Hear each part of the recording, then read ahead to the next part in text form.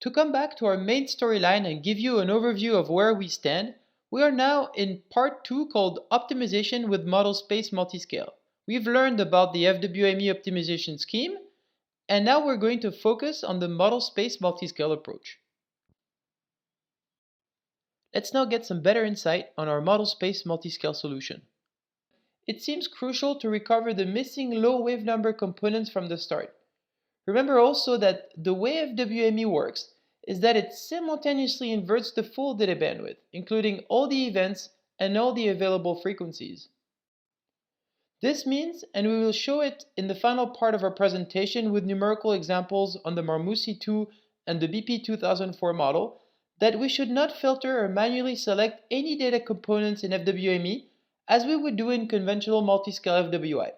For instance, we do not separate diving waves from reflections because they both contribute to recover the low wave number components. So since we use the full data set from the start, we cannot conduct a data space multiscale approach as an FWI. However, as we showed in the Mora numerical example from the previous section, we still need to manage and gradually increase the wave number content of the model updates. This led us to design an alternate solution in which we parameterize our velocity model on coarse grids. And by coarse, I mean grids that are usually coarser than the grid used for finite difference propagation. In fact, Bob Clapp had been advocating this type of solutions for a while, and not just for FWME, but for waveform inversion in general. And last year, as we were developing our GPU code, we decided to investigate it. In our proposed solution, we use basic spline or B-spline functions as a basis to represent velocity fields. We chose this parameterization for three main reasons. First, it is computationally very efficient, especially in 3D, since B-splines have limited support compared to, for example, radial basis functions or RBF. Second, it allows us to create flexible grid disposition, and by this I mean that we can generate irregularly sampled grids. Third, we can leverage this grid arrangement flexibility to spatially control the amount of smoothing or sharpness we want to include in our velocity model. And we will illustrate these properties in a few slides. We then use the spline parameterization technique and we incorporate it into our FWME optimization algorithm. We simultaneously inject the full data bandwidth and we begin with a very coarse grid to force the inversion to only bring in smooth updates. We conduct a full optimization by minimizing the FWME objective function parameterized on this specific grid until completion. We use the inverted model on this first grid as a starting model for the inversion on the next finer grid, and so on. So by gradually refining our spline grid, we can also control the amount of sharpness we want to allow FWME to insert in our model. Hence, we are effectively conducting a multi-scale approach, but directly on the model wave number domain. And we believe this solution has more benefits than just a simple wave number filter.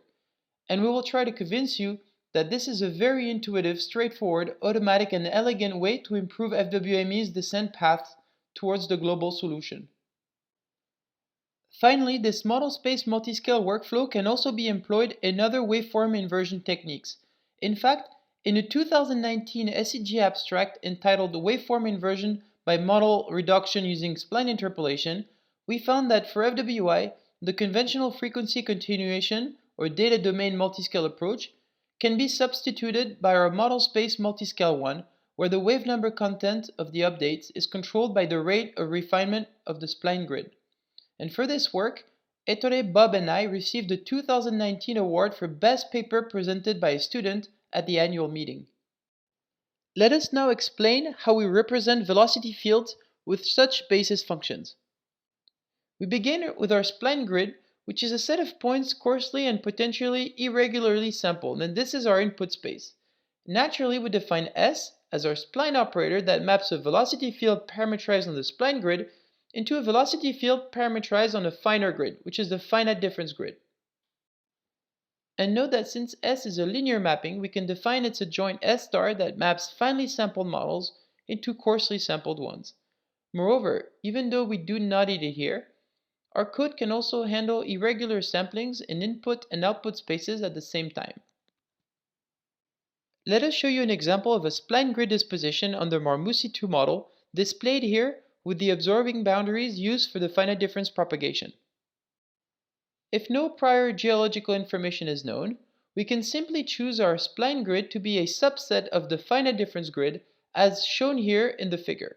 The pink dots correspond to the spline nodes and are regularly sampled every 1.2 km in the x direction and 0.7 km in the z direction. But we can also leverage the flexibility of our spline grid disposition. For instance, we can use the fact that there will likely be very little changes in the absorbing boundaries, so we can reduce the grid density in this region of the model. Furthermore, assume that we have prior geological information and we know that the model contains high wave number features in the region located within the green box on the figure. In that case, we can adapt our spline mesh to account for that and increase the node density in the region of interest. Indeed, the spline nodes cannot be arbitrarily placed as with radial basis functions, and we still need to arrange them in a net disposition. However, each direction can have its own irregular sampling, which gives us plenty of flexibility. For instance, if we take a smoothed version of the Marmousi 2 model parametrized on the finite difference grid of 250 by 700 grid points, which is approximately 200,000 grid points, we can represent it on a core spline grid of approximately 1000 nodes. And this is performed with almost no loss of information, and in fact, if the model is smooth enough, S is almost unitary. Let's now see how we incorporate this spline parameterization into our waveform inversion workflow. Here, we're going to show you that this parameterization is straightforward to implement for a waveform inversion. In order to simplify things, let's begin by analyzing how we would incorporate this workflow for FWI, and then we move to FWIME. So recall the conventional FWI objective function, where m is the unknown velocity model defined on the finite difference grid. In fact, we can call it m subscript f or mf, where f stands for fine. We choose our initial model to be the same smooth version of the Marmousi 2 model introduced in the previous slides. Now we can reparameterize our inversion on the core spline grid, and our new unknown is m subscript c or mc, where c stands for coarse. And then to compute our predicted data, we first need to map this model onto the finite difference grid using the linear mapping S. The gradient computation is also straightforward to implement, and recall the gradient for conventional FWI, which is the mapping of the data residuals into the model space by the adjoint of the Born modeling operator. The new gradient computation can therefore be obtained by computing the conventional FWI gradient on the finite difference grid and mapping it to the spline grid by applying the adjoint of the spline operator. And moreover, the computational time for applying S or S adjoint to a 3D volume is on the order of a few seconds, which is negligible compared to the FWI gradient computational time. Now that we understand how to modify conventional FWI to include our spline parameterization, it is simple to apply it to FWIME. And recall the FWIME objective function, which was originally defined on the finite difference grid, MF. And now indeed we reparameterize our unknown velocity model on the spline grid. However, we wish to stress the fact that p tilde optimal is never parameterized on the spline grid, but rather on the finite difference grid because it may contain all wave number components, especially at early stages. If you remember from the theory and design presentation, p tilde opt is the output of the mapping into the extended space of all the events present in the observed data, the observed, that our modeling F failed to predict. And these events may include all wave types, such as refractions and reflections. This approach differs from the method proposed by Biondi and Almomin, referred to as tomographic full waveform inversion or TFWI, where an explicit scale mixing, a user-intensive process between the velocity model and the extended perturbation, seems to be a necessary step for the success of their method. In FWME, the interaction or the coupling between these two variables is done in a mathematically consistent and automatic manner with the variable projection method. As we saw in the previous section, the FWME gradient is composed of the Born and the tomographic components. In a similar fashion as for conventional FWI, the new FWME gradient on the coarse grid is obtained by applying a simple adjoint of the spline operator to the gradient computed on the finite difference grid. To illustrate the benefits of this parameterization on a numerical example, we're going to give you a preview of a result obtained on the Marmousy's-2 model. The left panel is the initial velocity model and the right panel is the true model. The inaccuracy of the initial model combined with the lack of low frequency available is such that conventional FWI converges to poor quality solutions. The right panel shows the initial FWIME search direction on the finite difference grid, and we detect the presence of some high wave number features, which is what we wish to avoid. We can then apply S adjoint and obtain the search direction on the spline grid. We can now map the initial search direction from the spline grid to the finite difference grid. We observe that the updated search direction mostly contains low wave number features now, and if we compare to the ideal search direction, which is not shown here, we see that it is improved and is very promising as it captures the missing big scale features of our model. And to be clear, as we showed in our 2019 SCG abstract mentioned at the beginning of this section, this spline mapping is not a magic trick. It allows us to extract the useful signal that we want from the FWIME initial search direction. But the useful signal must be there in the first place, so even if you use this spline parameterization on conventional FWI for this numerical example, it would still converge to a local minimum. So you can basically filter out the FWI gradient as much as you want. If the useful signal is not there, you will not get a good search direction. And the bottom line is that you need both FWIME and this spline parameterization. And we will show you more numerical examples in our next videos to illustrate our claim. But just to give you a preview of the potential of our method, we're going to show you a sequence of 4 FWIME inverter models for 4 different spline grids for the Marmousy's-2 experiment we just talked about. Indeed, the model inverted on a given grid is then used as an initial guess for the next finer grid.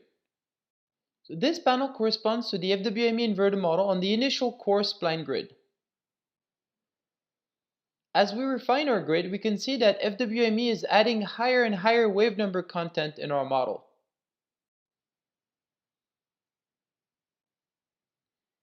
And this is the inverted model on the last grid, which coincides with the finite difference grid. And by comparing this with the true model, we can see that FWIME combined with the multi-scale approach managed to recover an excellent solution. This is the true, and this is our inversion. And this is the true. Okay, let's recap what we have learned on this model space multi-scale approach. First, we use a coarse model parameterization with B-spline basis functions. They allow for great flexibility on the spline node disposition, and therefore we can spatially control the spline grid refinement rate and easily incorporate geological prior information into our velocity model structure. B-spline basis functions have limited support, which makes them very computationally efficient. And by representing the velocity model on the coarse grid, we also reduce the number of model parameters. And this model reduction can potentially make techniques such as Markov chain Monte Carlo affordable. And this is what Ettore and I are currently investigating as well. Another research direction that we want to investigate is to combine the use of radial basis functions when we apply FWIME to regions with complex overburdens. We believe that the flexibility of such basis functions would be very useful to improve convergence of FWIME in these scenarios. We incorporated this parameterization technique into our FWIME inversion workflow. Instead of operating in the data space, we conduct our multi-scale directly on the model wave number domain.